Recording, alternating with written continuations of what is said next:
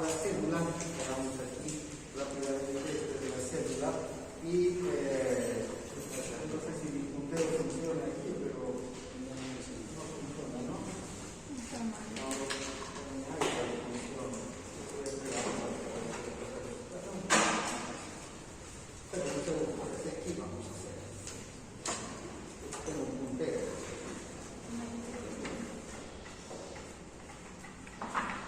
Bueno, la hormona llega a la célula, ingresa en un transportador específico por la hormona tiroidea de la célula, de la membrana celular. Recuerden que esta es una hormona polipeptídica. En realidad, más que nada se forma a partir del aminoácido tirosina. Hay una gran cantidad de aminoácidos de tirosina, como 70 moléculas del aminoácido forman parte de la hormona, pero además está la tiroglobulina, está el yodo. Entonces eso hace que esta sea una hormona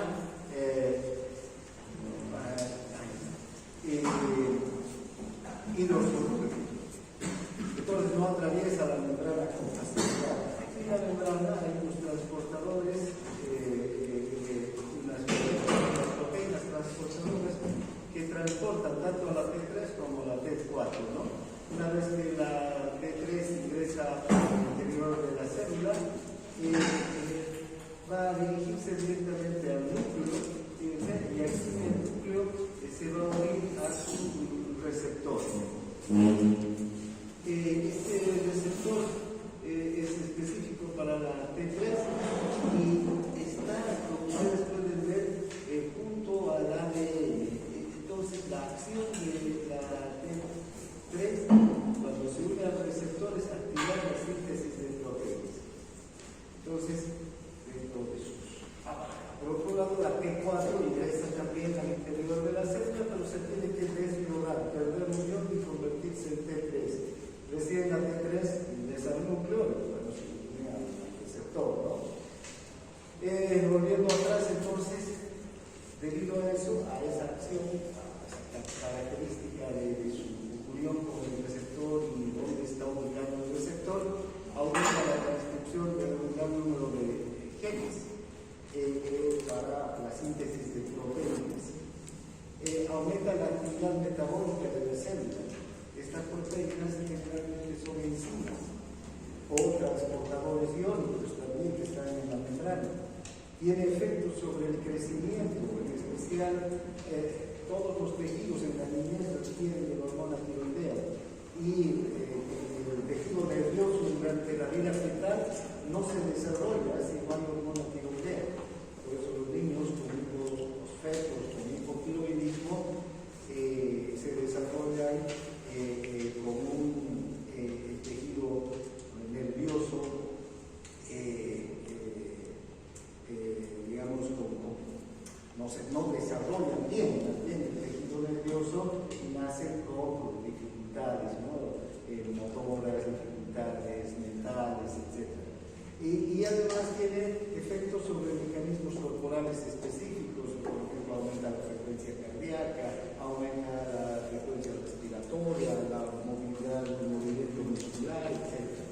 Entonces, ahí están las características de acción que tiene la hormona, ¿no? Aumenta la actividad metabólica celular. Generalmente, cuando hay un exceso de hormona tiroidea, puede incrementarse en un 60 o un 100% el valor del metabolismo celular en nuestro organismo. Cuando hay una deficiencia en la cambio puede disminuir hasta un 50%, un 40% del metabolismo, ¿no? Este metabolismo acelerado hace que haya una mayor necesidad de alimentos, por eso es que el paciente con hipertiroidismo tiene mucho apetito, ¿no? Come todo el día, ¿no?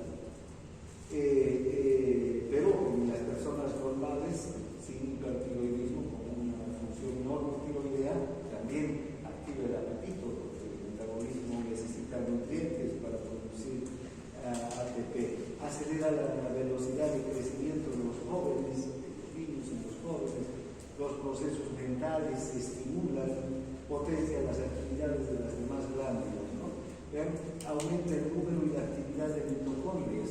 Se requiere mitocondrias para producir más ATP, y sin ATP no haya metabolismo. Entonces, para aumentar el metabolismo necesita que haya mitocondrias.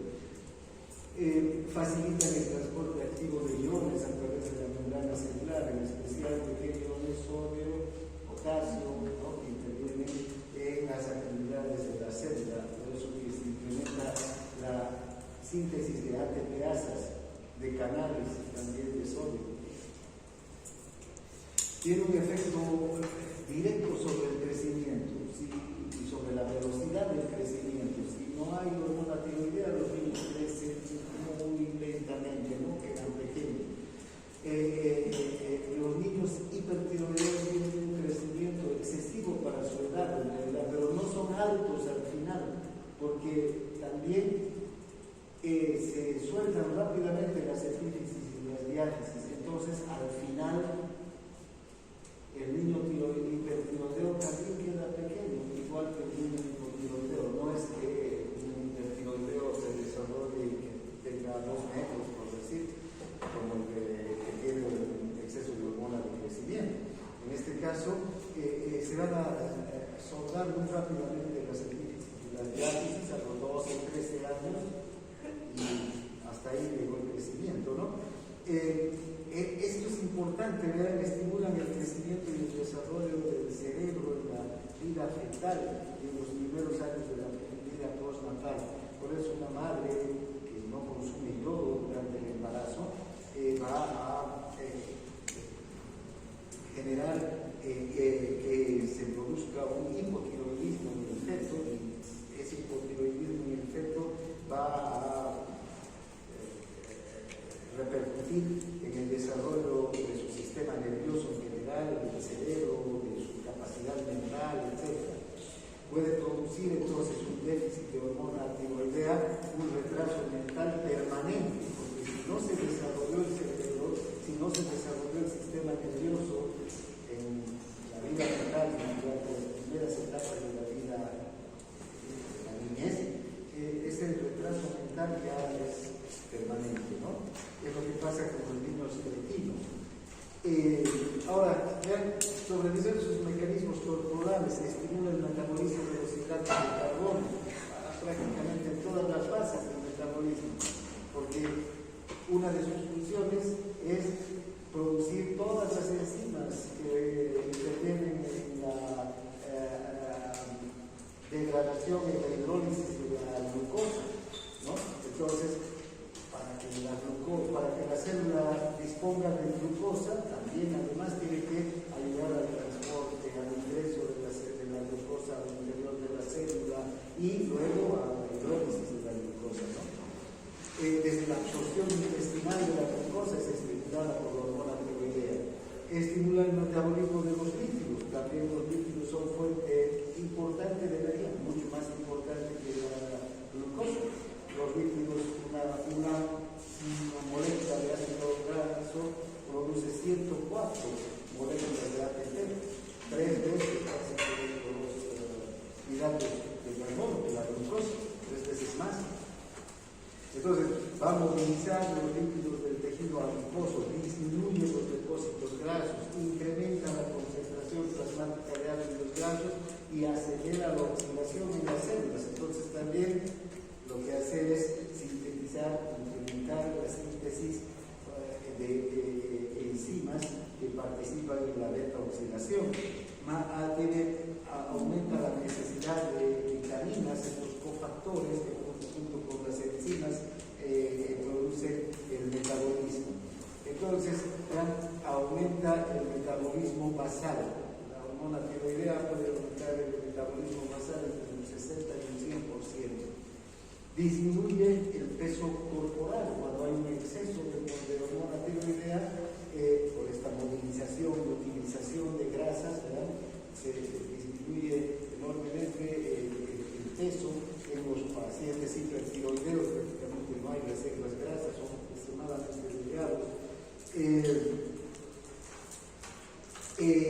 Cuando hay disminución, en cambio, hay un aumento del peso, hay una ganancia ponderal, quiere decir un aumento del peso del organismo, los tejidos, los grasos, los ácidos grasos no se movilizan, hay más depósito graso, pero también hay retención hídrica, eso tiene mucho que ver con este aumento del peso. También hay un efecto directo sobre el aparato cardiovascular, aumenta la utilización de oxígeno en el músculo cardíaco, se eleva el flujo sanguíneo, aumenta la frecuencia cardíaca, aumenta el gasto cardíaco, ¿no?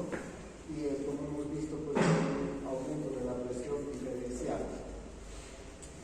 Aumenta también la respiración, si aumenta el consumo de oxígeno, aumenta la frecuencia respiratoria, la profundidad de la respiración, aumenta la movilidad digestiva, incluso en el hipertiroideo puede producirse diarrea, y en el hipotiroideo estreñimiento, la hormona tiroidea, como tiene que ver con la utilización de los alimentos, cuanto más hormona tiroidea hay mayores movimientos intestinales, mayor secreción de jugos intestinales y mayor absorción.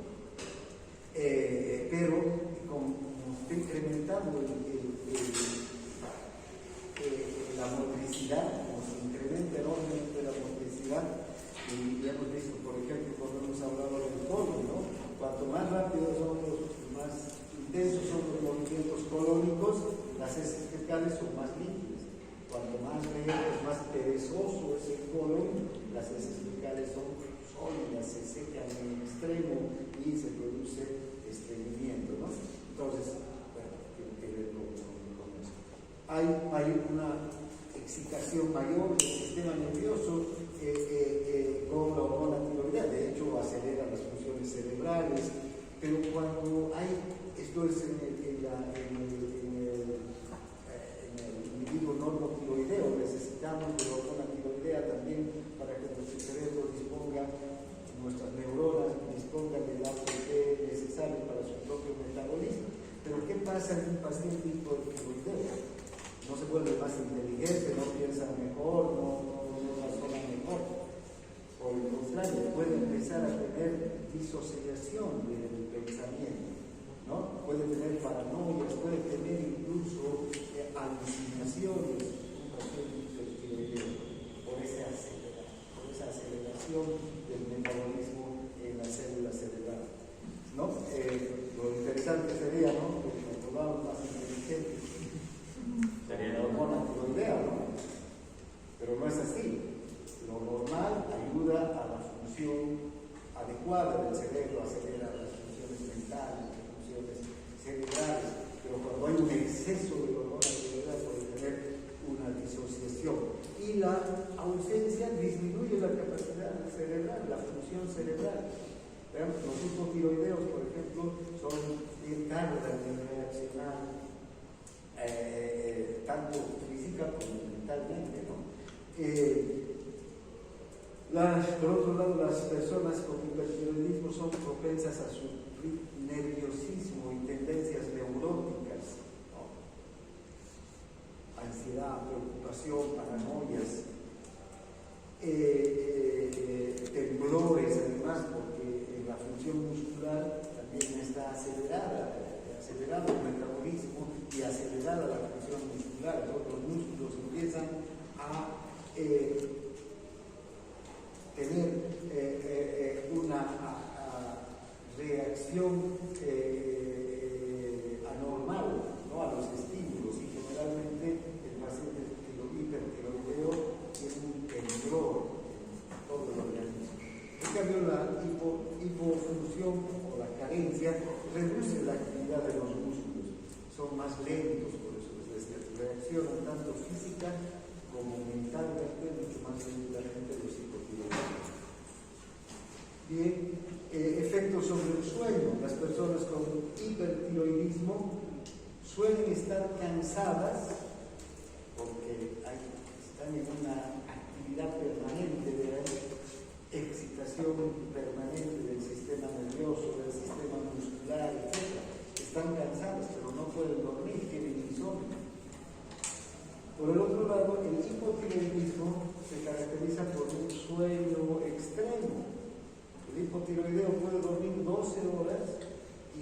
estar con sueño todavía, cansado. Eso caracteriza el hipotiroidismo. También elevan la secreción de casi todas las demás glándulas, ¿no? Porque también las otras glándulas son células, tienen células que se estimulan por hormona tiroidea. Aumenta el metabolismo también de las otras glándulas, ¿no? Y sobre la función sexual, en los varones, si hay carencia, disminuye la libido. Hemos hablado de esto, ¿no? La libido es el deseo sexual.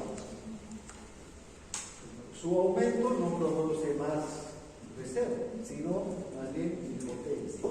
¿Sí? En mujeres su ausencia produce menorragia, polimenorrea, ¿no?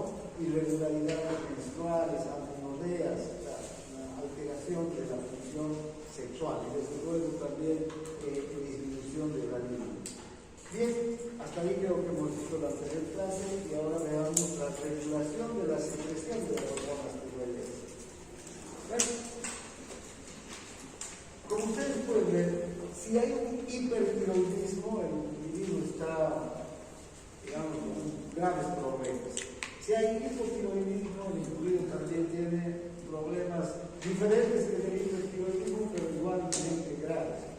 Entonces, para que el organismo pueda tener un funcionamiento normal, tiene que haber una regulación muy precisa en la secreción de hormona tiroidea, ¿no? Tiene que haber una cantidad adecuada de secreción de la hormona durante todo el día.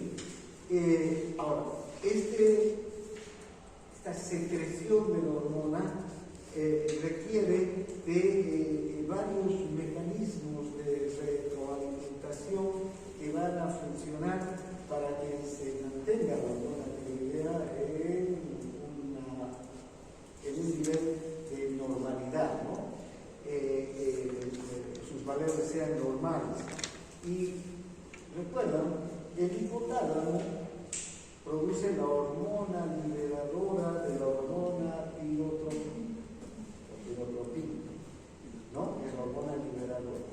Esta hormona liberadora se produce en el hipotálamo, en los núcleos paraventriculares, se libera en la eminencia media. En la eminencia media, la hormona liberadora ingresa al sistema porta, al sistema de vasos porta, llega a la hipófisis y ahí estimula a las células tirotropas para que produzcan la hormona tirotropina. La hormona tirotropina sale de la hipófisis y se dirige hacia todas las células, sale de la hipófisis y se dirige hacia la tiroides, la TSH, ¿no? Llega a la tiroides y en la tiroides tiene que estimular la producción de hormonas tiroideas. Y las hormonas tiroideas llegan a los tejidos y participan del metabolismo. Entonces, vean,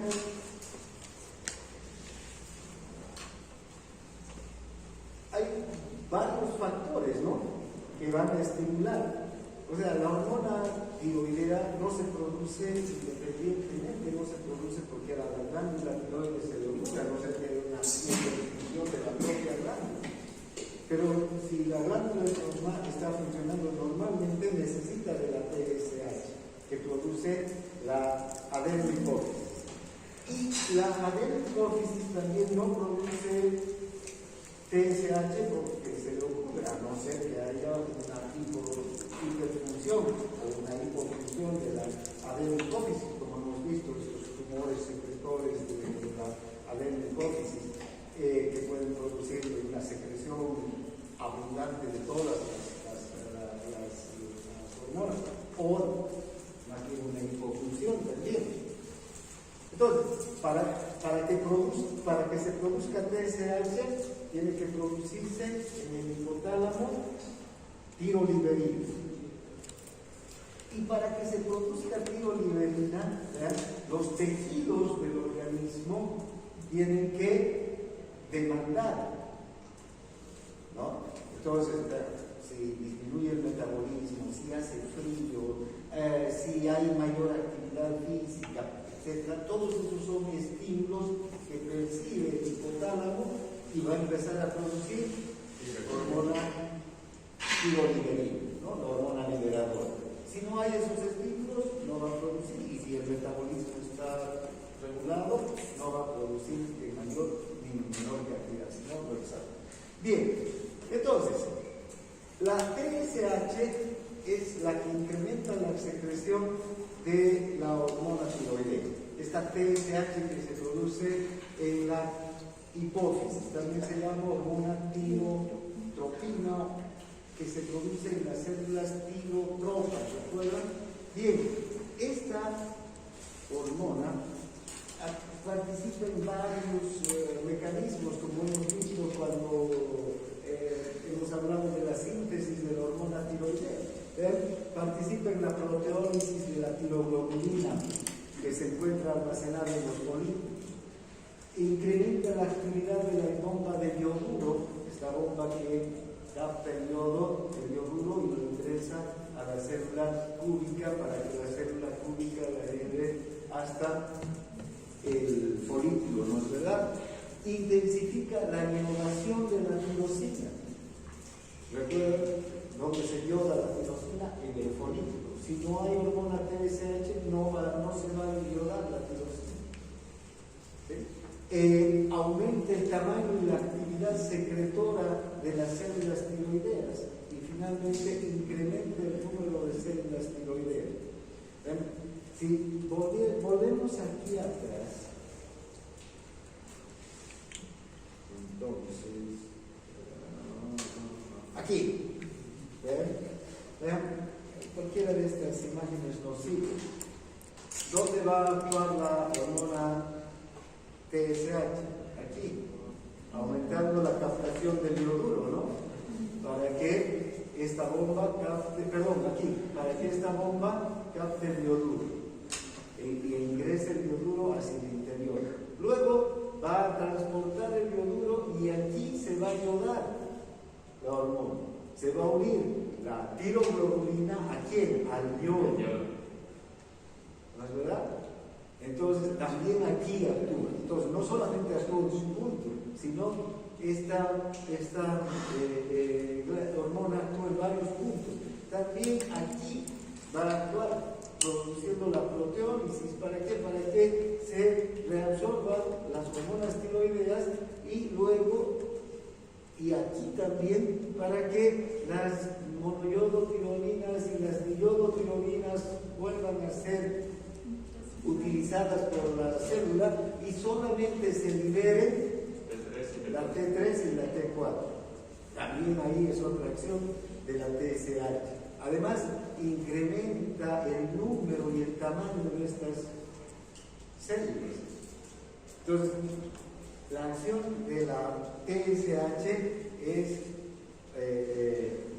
variada y prácticamente en todos los pasos de la síntesis y la secreción de la hormona tiroidea, ¿no? Ahora, ¿cómo actúa la TSH en la célula tiroidea? Cuando la TSH se une a un receptor en la célula tiroidea. La célula tiroidea tiene un receptor que es un receptor de segundo mensajero. Este receptor de segundo mensajero lo que hace es activar a la adenilciclasa. La adenilciclasa a su vez aumenta el AMP cíclico y el AMP cíclico va a producir múltiples fosforilaciones al interior de la célula. ¿Qué quiere decir? Varios AMP cíclicos van a fosforilar otras enzimas y otras estructuras. ¿Para qué? Para que la bomba de yoduro ingrese, meta más yodo. ¿Para qué? Para que se iode la tiroglobulina. Para que se produzca la proteólisis. Y de tantas acciones lo van a hacer a través de este segundo mensajero que se da en el cíclico, que aumenta su concentración dentro de la célula. ¿Ya? El ADP cíclico generalmente actúa activando proteinsinasas, ¿no? Eso es el mismo mecanismo en todas las células. Bien, ahora, la TSH se produce en la hipófisis. ¿Y quién produce la TSH? Esta hormona. ¿O quién estimula? No, ¿quién produce? ¿Quién estimula? La tiroliberina. La tiroliberina, vean, tiene que llegar hasta esas células tirotropas que están en la hipófisis. Esas células tirotropas tienen también un receptor para la tiroliberina. Y el receptor de la tiroliberina es un receptor de fosfolipasa C. ¿Sí? ¿Y qué hace la fosfolipasa C cuando se activa por un ligando? ¿No? Va a producir diacilglicerol y trisfosfato de inositol a partir del fosfato de inositol, ¿no es verdad? Este producto, en especial el diacilglicerol, va a activar tanto la síntesis como la liberación de la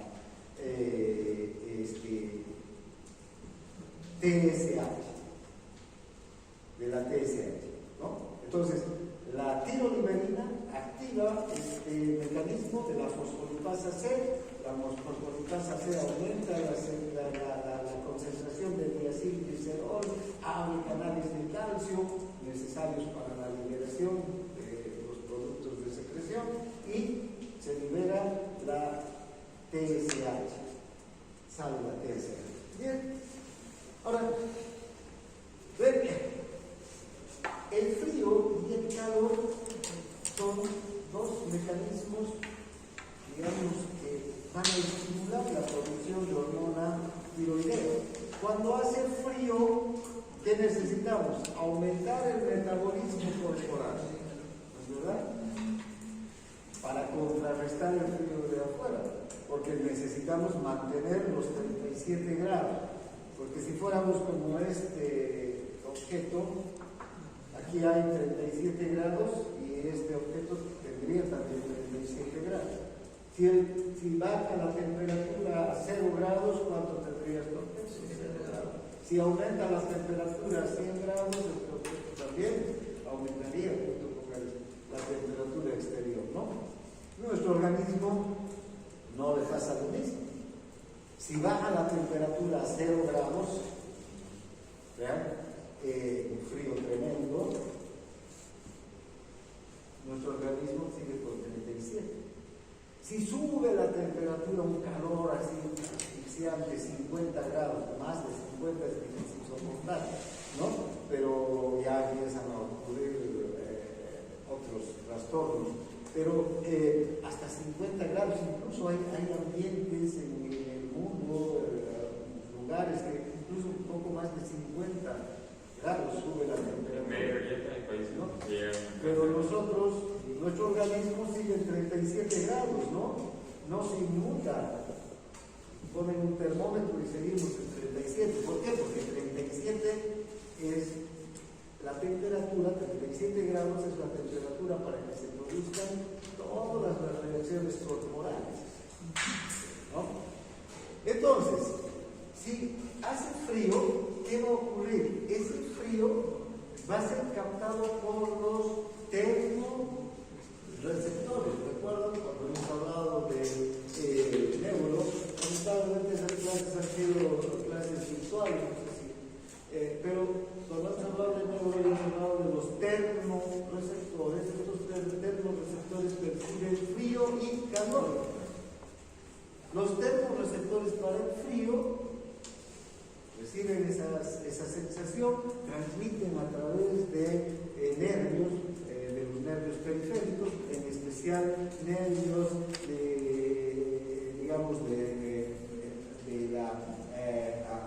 amielínicos, ¿no? De nervios tipo C, amielínicos, hasta el médula espinal. En la médula espinal terminal a través del fascículo espinotalámico, envían sus conexiones hasta dónde, hasta el hipotálamo. El hipotálamo es el que percibe, entonces, el que recibe el estímulo de cuánto de frío o cuánto de calor. También es así, igual, los receptores de calor también transmiten por la misma vía. Entonces el hipotálamo es el que recibe más bien esta información. ¿Y cómo responde el hipotálamo? Si hace frío, aumenta la producción de hormona tiroidea. Si hace calor, disminuye la producción de hormona tiroidea. Entonces, el hipotálamo, ¿qué va a hacer? Va a aumentar la producción no de hormona tiroidea directamente, sino de tiroliberina. La tiroliberina va a ir a la hipófisis y va a aumentar la TSH. Y la TSH va a ir a la glándula tiroides y va a aumentar la hormona tiroidea. Si hace calor, al contrario, ¿no? ¿Ya?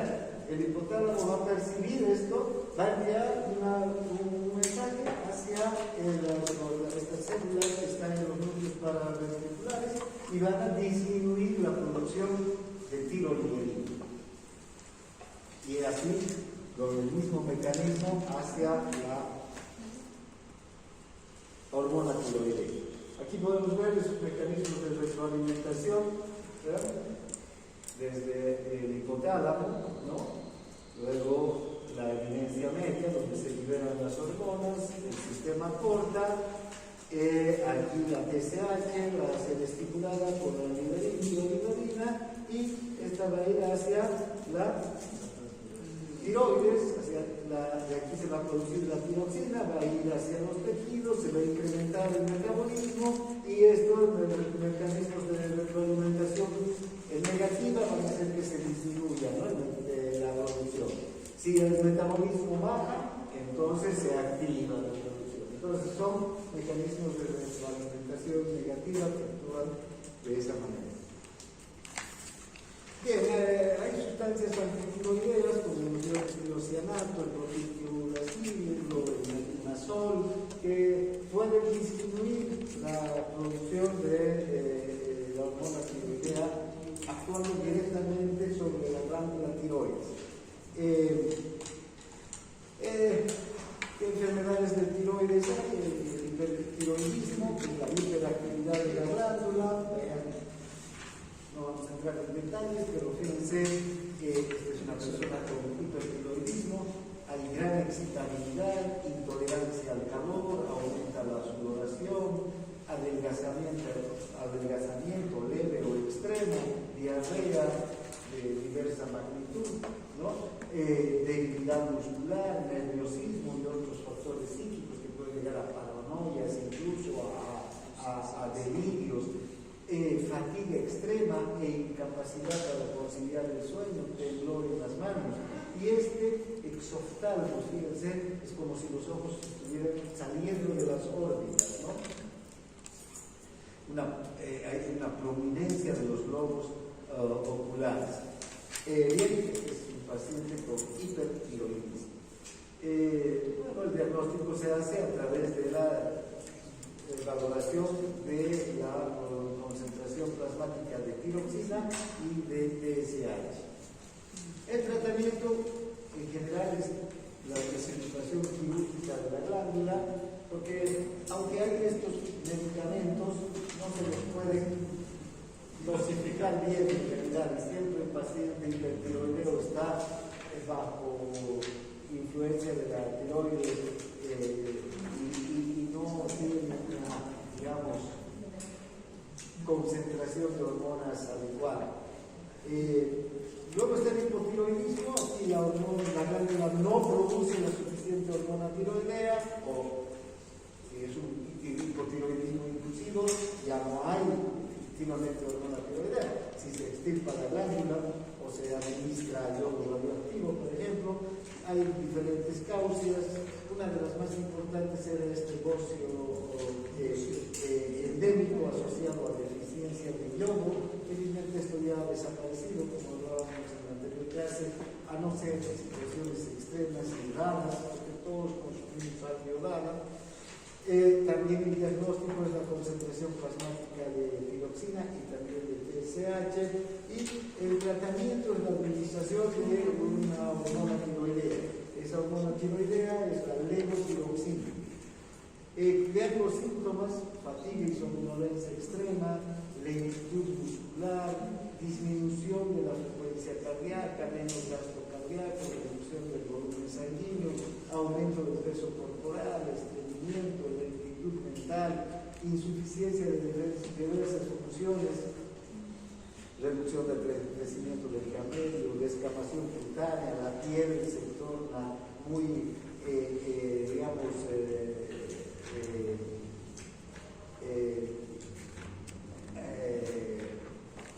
fácil de escamar, y la piel pierde su flexibilidad y su finura, porque vean, la piel es muy fina, es un tejido muy fino, ¿no? La voz ronca, mixedema. ¿Qué es eso? Vean, este mixedema quiere decir que la cara, toda la cara y el cuello del paciente se ha edematizado. ¿Vean? Tiene una cara redonda, grande, ¿no? Cara de luna llena, ¿no? ¿Vean? Parece una luna llena. Muy diferente de la cara del paciente con hipertiroidismo, ¿no? Bien. El cretinismo viene a ser una deficiencia de la hormona tiroidea durante la vida fetal y durante la lactancia y la infancia también, pero en especial durante la vida fetal, porque acabamos de decir que los tejidos en el feto van a crecer gracias a la hormona tiroidea. Entonces, si un feto no recibe la cantidad suficiente de hormona tiroidea, ya nace con ese niño que nace, ya nace con insuficiencia en todos sus tejidos, menor calidad de los tejidos y de las funciones, y además con ya problemas neurológicos o cerebrales en especial, ¿no? Entonces, fíjense, los síntomas son falta de crecimiento, retraso mental, el aspecto del niño es obeso, fornido, bajo, ¿no? Pero no es,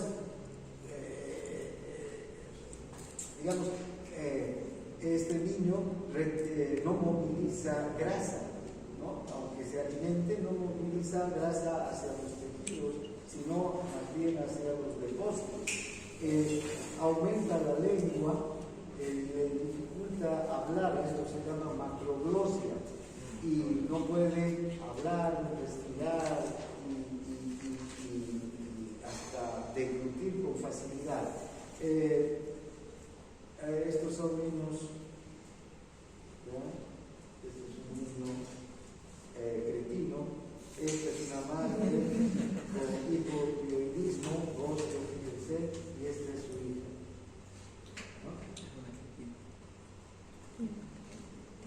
Bueno, en realidad el término cretino viene a ser el diagnóstico de estos niños. Obviamente ha pasado a ser un término como despectivo, como un insulto, pero en realidad es un diagnóstico clínico. Ahora se utiliza así. Bien, entonces aquí terminamos este tema.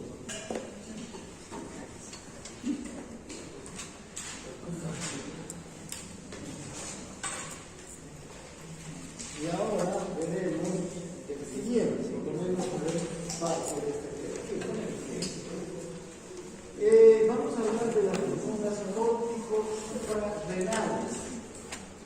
A ver, estas hormonas córtico-suprarrenales se producen en la glándula suprarrenal.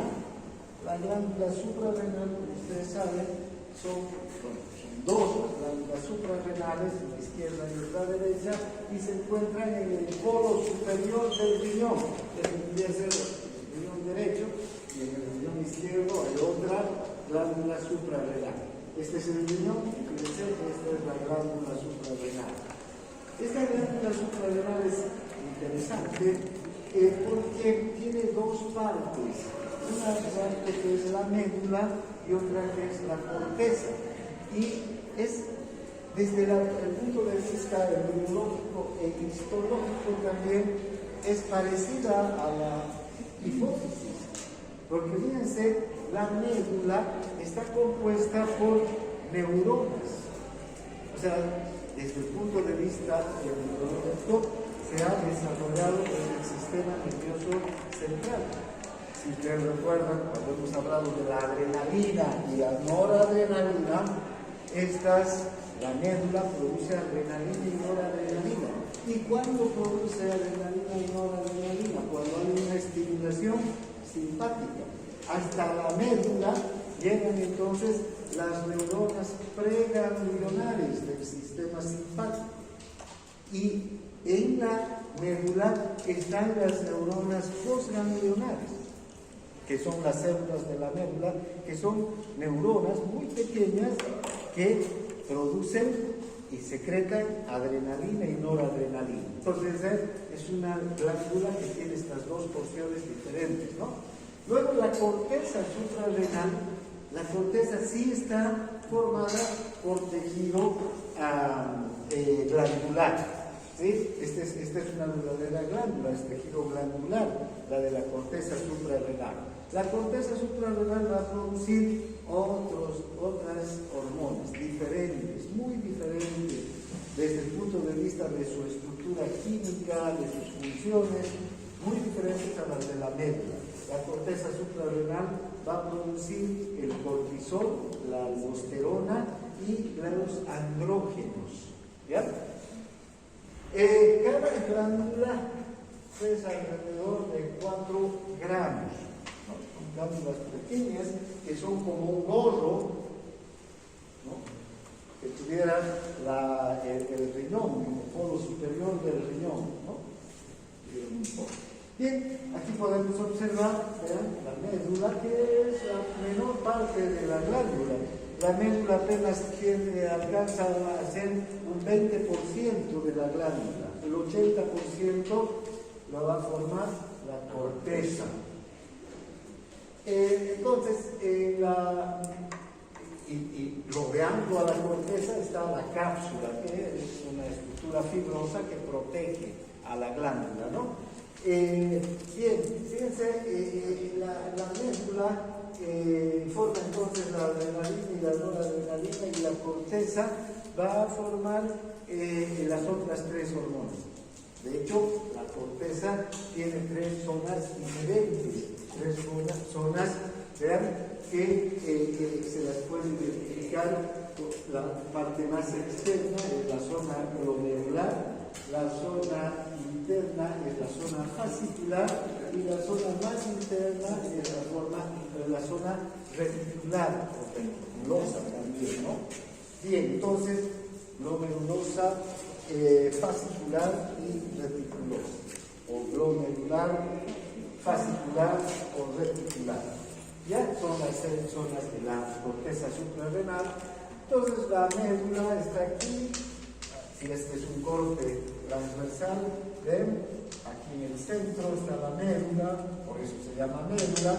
Las catecolaminas entonces se forman aquí, la adrenalina y la noradrenalina.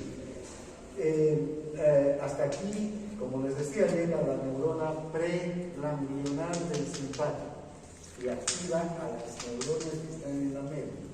Luego tenemos ya la corteza, que es todo lo que está alrededor, ¿no?, de la médula.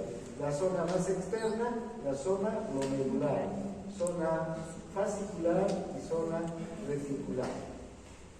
Aquí se producen los corticoides. Estas tres hormonas, la aldosterona, el cortisol y la cortisona, y además también los andrógenos, son hormonas que se forman a partir del colesterol. Entonces, por eso se llaman esteroides, ¿ya? Recuerden, siempre que se habla de los esteroides suprarrenales, estamos hablando de la aldosterona, del cortisol y de los andrógenos, ¿no? En cambio, Las otras dos hormonas, las de estamos aquí, de la médula, son catecolaminas. ¿Sí? ¿De acuerdo? Son catecolaminas. Se forman a partir de la tirosina.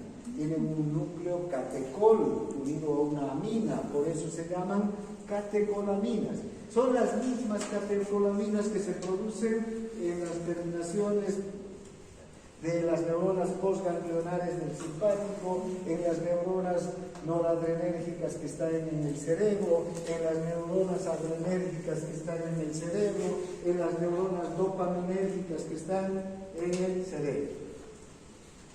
Porque las catecolaminas se forman a partir de la tirosina que se hidroxila y se convierte en dopa, luego esta se carboxila y se convierte en dopamina, que es la primera catecolamina, luego la dopamina se vuelve a hidroxilar y se convierte en noradrenalina, y finalmente la noradrenalina en la médula se metila y se convierte en adrenalina. ¿No? Ese es el proceso que siguen estas hormonas.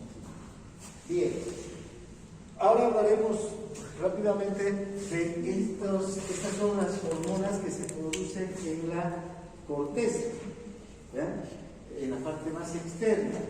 Aquí se encuentran los esteroides, entonces, fíjense, hormonas corticoesteroides. Dentro de estas hormonas corticoesteroides están los mineralocorticoides, los glucocorticoides y las hormonas sexuales. En realidad, los mineralocorticoides están representados por la aldosterona. ¿Y por qué se llaman mineralocorticoides? Mineral, ¿no? De mineral, porque intervienen en la concentración del sodio y el potasio. ¿Ya? Directamente la aldosterona afecta al compartimiento, digamos, al mantenimiento de concentraciones normales en el compartimiento extracelular del sodio y del potasio. La aldosterona. Los glucocorticoides se llaman así porque poseen importantes efectos sobre el aumento de la glucemia. Aumentan la concentración de glucosa en la sangre, pero no solamente participan del metabolismo de la glucosa, sino también de las proteínas y de los lípidos. Bueno, primero ha sido descubierto esta importante acción que tienen sobre la glucosa y se han quedado como glucocorticoides, pero no es que solamente actúen sobre el metabolismo de la glucosa, sobre el metabolismo de los lípidos y de las proteínas. Es también tremendamente importante la acción de los glucocorticoides, como vamos a ver, no es solo la glucosa. Luego están estas hormonas sexuales que inducen los mismos efectos que la testosterona. Ahora, su producción es tan pequeña que en realidad casi es, digamos, no hay un efecto fisiológico importante, pero sí cuando se producen en cantidades mayores de lo normal, pueden, por ejemplo, en las mujeres producir efectos virilizantes, ¿no?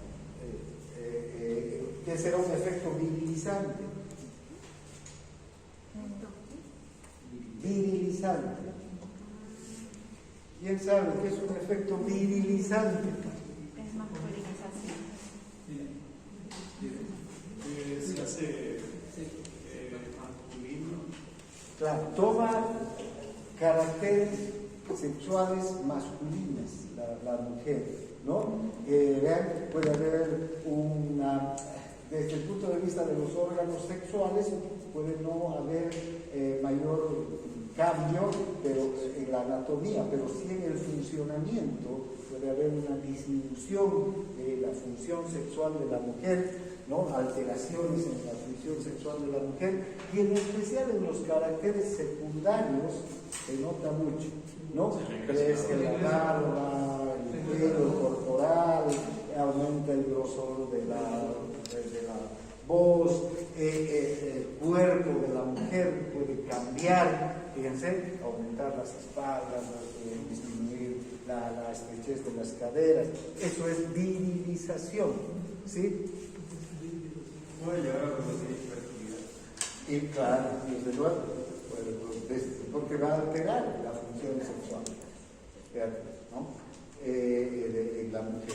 Entonces, es eso lo que puede ocurrir con estas hormonas, ¿no? La androstenediona y la dihidroepiandrostenediona. Y bueno, ahora, ¿cómo se secretan las hormonas córticos suprarrenales?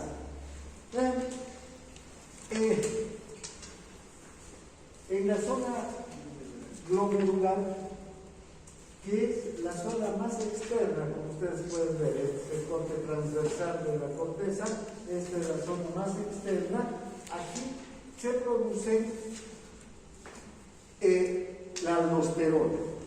Aquí vamos a ver que la aldosterona se produce a partir del colesterol. El colesterol se convierte en pregnenolona y luego de la pregnenolona viene una serie de pasos que incluyen el último paso, que está mediada por esta enzima, la aldosterona sintetasa. La aldosterona sintetasa convierte una corticosterona, una sustancia que llega a producirse a partir del colesterol, en aldosterona. Gracias entonces, la corteza suprarrenal y en la zona glomerular tiene unas enzimas, y particularmente esta aldosterona sintetasa, que terminan produciendo la aldosterona. ¿Ya? ¿Cuál es la función de la aldosterona? ¿No? Es la de mantener las concentraciones normales de potasio y desde luego también de sodio, pero sobre todo de potasio en el líquido extracelular. ¿Y cuáles son sus principales estímulos entonces para que se produzca aldosterona? En la concentración del ion potasio. Si aumenta la concentración del ion potasio en el líquido extracelular, se produce una mayor producción de aldosterona. ¿Para qué? Para eliminar el potasio hacia los túbulos. ¿Sí? Otro estímulo para la producción de aldosterona es la angiotensina 2. ¿Recuerdan? El mecanismo renina, angiotensina, aldosterona que se pone en marcha cuando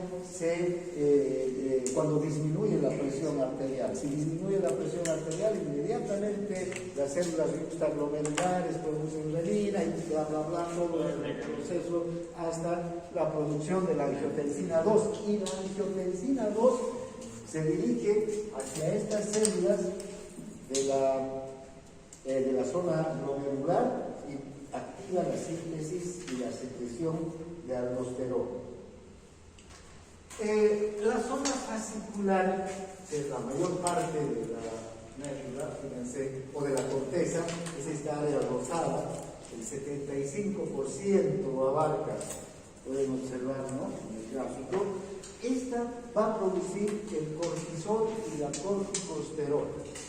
Estas son las hormonas, los glucocorticoides, pero en especial el cortisol es el que participa en gran medida de todos los procesos de metabolismo de la glucosa, de las proteínas y de los lípidos. Ahora, esta zona glomerulosa va a requerir para producir cortisol, ¿de quién? De esta hormona. O sea, tiene que haber el colesterol, pero tiene que llegar la ACTH. ¿Y dónde se produce la ACTH? En la adenohipófisis. Las células corticotropas, ¿recuerdan?, producen ACTH. ¿Y gracias a qué producen las células corticotropas ACTH? A que hay la corticoliberina, que se va a producir también en el hipotálamo, igual que la tiroliberina que acabamos de hablar. Esta corticoliberina llega a las células corticotropas de la dermohipófisis y activa la síntesis y la secreción de la ACTH. Esta ACTH llega a la zona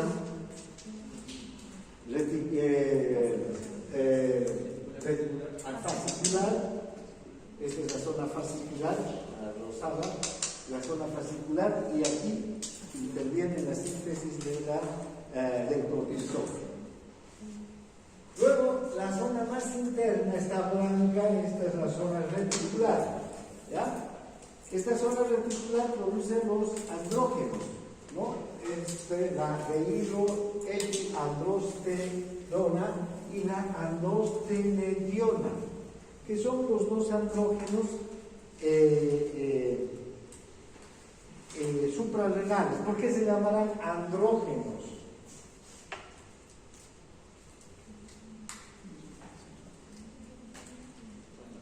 Porque producen sus efectos, tienen las mismas características de la testosterona, entonces tienen efectos de masculinización.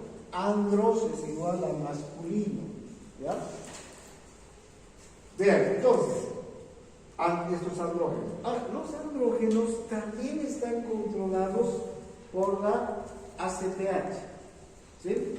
La misma ACTH que controla la secreción de cortisol va a controlar la secreción de los andrógenos. Entonces ya vamos viendo que esta glándula, la glándula suprarrenal y la corteza de la glándula suprarrenal tiene que ver mucho con mecanismos de retroalimentación que vienen desde el hipotálamo. Ahora, la aldosterona, antes de pasar a la síntesis de las hormonas, la aldosterona también requiere de la presencia de la ACTH. No es que la aldosterona está directamente relacionada con la angiotensina o los iones potasio. Esos son sus estímulos para la liberación y secreción, sus principales estímulos. Pero fíjense que la ACTH va a participar en un primer paso dentro de toda la corteza suprarrenal, y es convertir el colesterol en pregnenolona. Aquí es esencial la participación de la ACTH y de una enzima que se llama la colesterol desmolasa. ¿Ya? Esta enzima convierte el colesterol en pregnenolona, y de la pregnenolona, fíjense ustedes, se va a producir la aldosterona, los andrógenos y el cortisol. Es decir, desde la pregnenolona. Este es el paso decisivo, digamos, para que a partir de aquí se produzcan los tres esteroides. Ahora, las tres hormonas entonces se producen a partir del colesterol, ¿ya? Para que el colesterol se transforme en pregnenolona necesita de esta colesterol desmolasa, pero también de la ACTH, ¿ya? Ahora, ¿de dónde proviene el colesterol? El colesterol es el colesterol que forma nuestro propio organismo, ¿sí? Nuestro organismo en el hígado produce colesterol, ¿sí? Una pregunta, ¿qué relación es el ciclopentano por fenantreno? Claro, Deriva del colesterol. claro. Sí. ¿Cuál es el ciclo? El ciclopentano, fenantreno es el ciclo de esta molécula, Ya, gracias. ¿no? Pentano y fenantreno, ¿no? Son el colesterol. Es digamos, la forma de la molécula de colesterol. ¿Sí? Bien, ahora.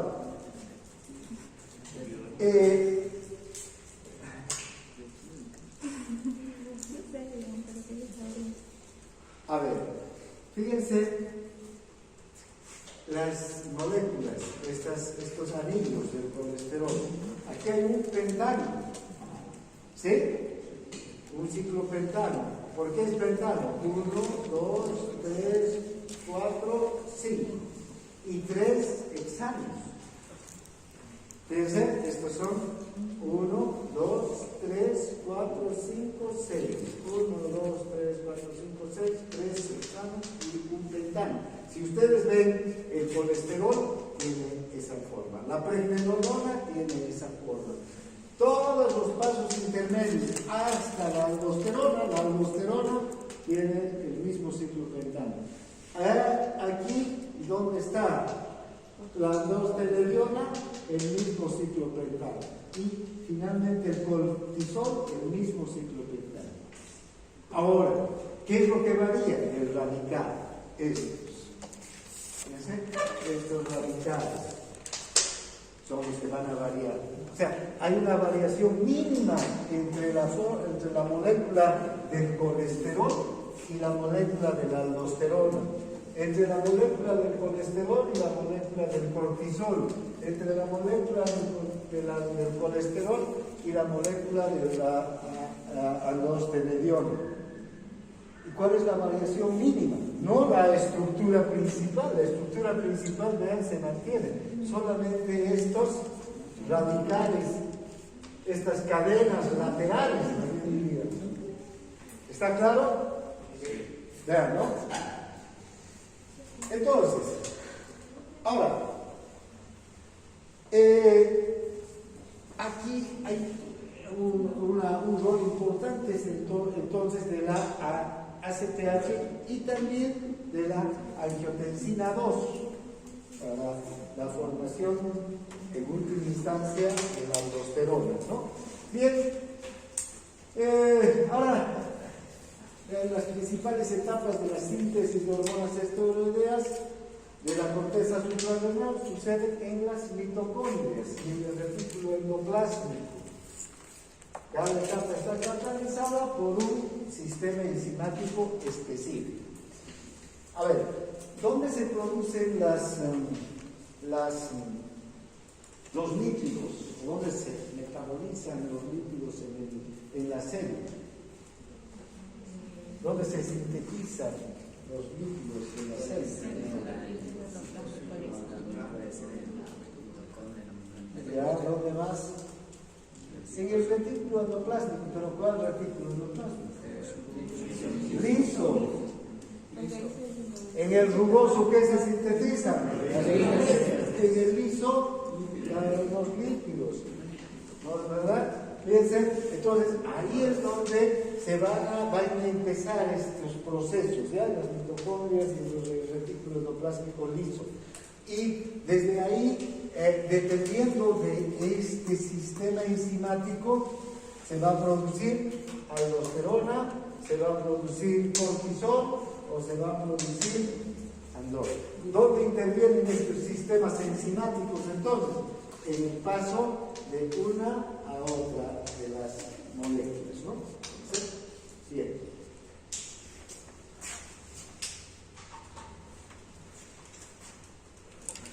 ¿Cuáles son los mineralocorticoides?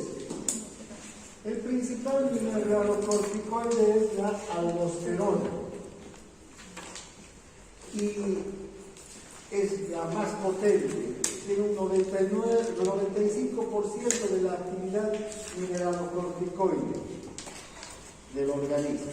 Luego está la desoxicorticosterona, la corticosterona, que son, vean, si vemos aquí, la corticosterona, ¿dónde está? Son estos pasos intermedios, desoxicorticosterona, corticosterona, estos pasos intermedios hasta la formación de la aldosterona.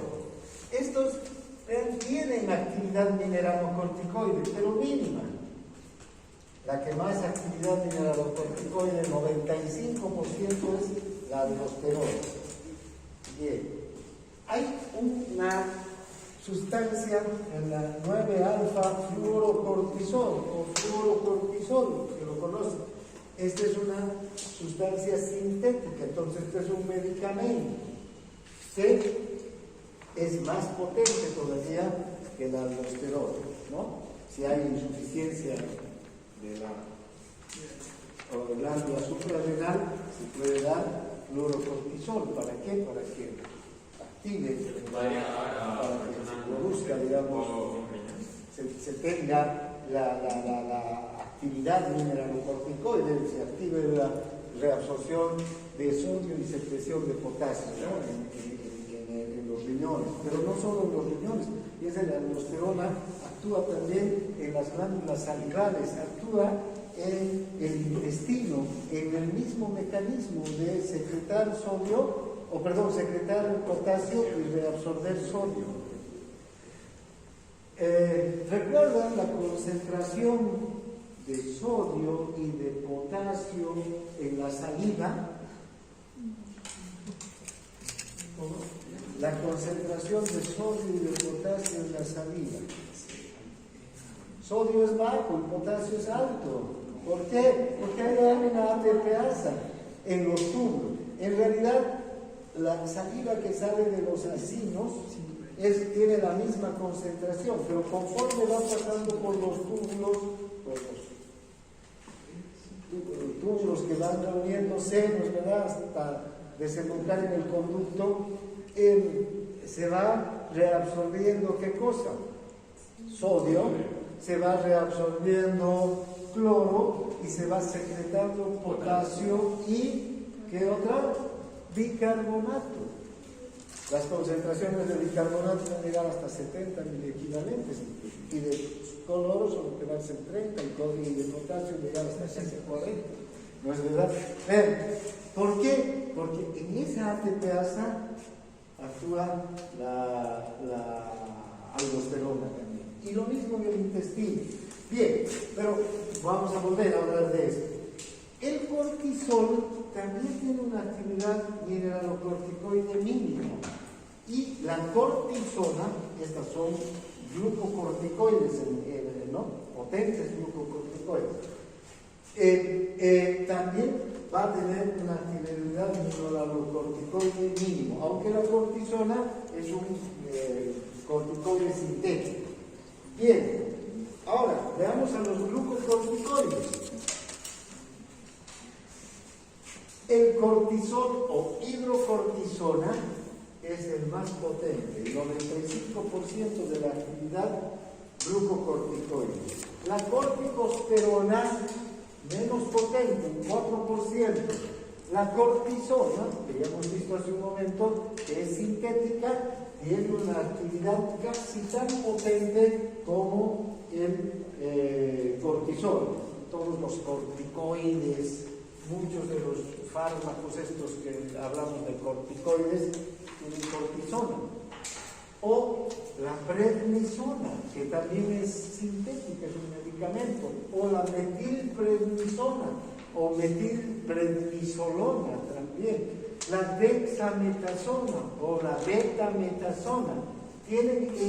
Son hormonas sintéticas, medicamentos, que tienen, fíjense, mucho más potencia que el propio cortisol. La prednisona 4 veces, la metilprednisona o metilprednisolona 5 veces, y la dexametasona, hasta 30 veces más potente que el propio cortisol. Estos son medicamentos potentísimos, se los utiliza como antiinflamatorios en general, ¿no? Vamos a hablar un poquito de ellos más allá. Bien.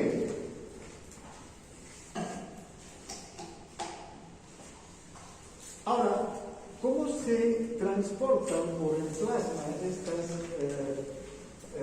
hormonas? Como son hormonas esteroideas, fíjense, necesitan ligarse a proteínas, ¿no? Lo mismo que las grasas, fíjense, o el propio colesterol. Todas las grasas, el colesterol, los ácidos grasos, ¿cómo circulan en el plasma?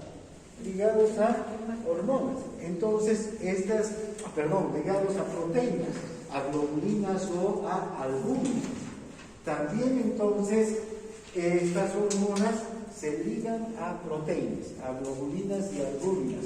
Fíjense, hay la globulina fijadora de cortisol o transcortina, se llama esta, que va a transportar al cortisol.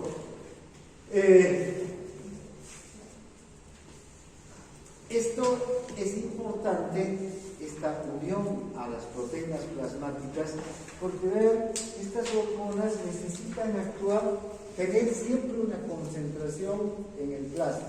No pueden agotarse estas hormonas. Entonces siempre tienen que estar en el plasma. ¿Para qué? Para ir siendo liberadas poco a poco, desde fijación con la proteína. Esto garantiza que siempre tengamos una concentración de la hormona adecuada. Entonces, una vez que se libera de la unión, va a tener entre 60 y 90 minutos de servida. ¿Qué quiere decir servida? Que va a vivir, va a estar activa antes de irse al hígado o antes de actuar o irse al hígado y ser metabolizada. Generalmente se glucuronizan en el hígado de los hormonas. Bien, luego el 60% de la aldosterona circulante se liga a proteínas plasmáticas.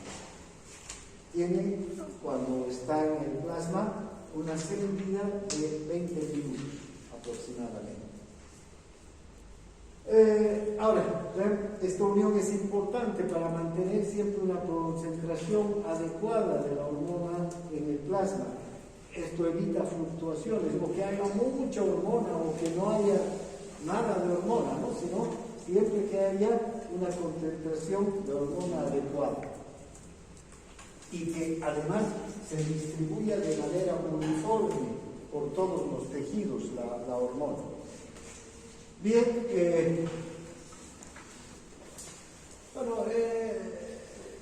estos son los esteroides sintéticos y sus actividades glucocorticoides y mineralocorticoides relativas, ¿no? Aquí tenemos no solo los esteroides sintéticos, sino también los esteroides de la propia corteza, el cortisol, la corticosterona, la aldosterona, la desoxicorticosterona, la que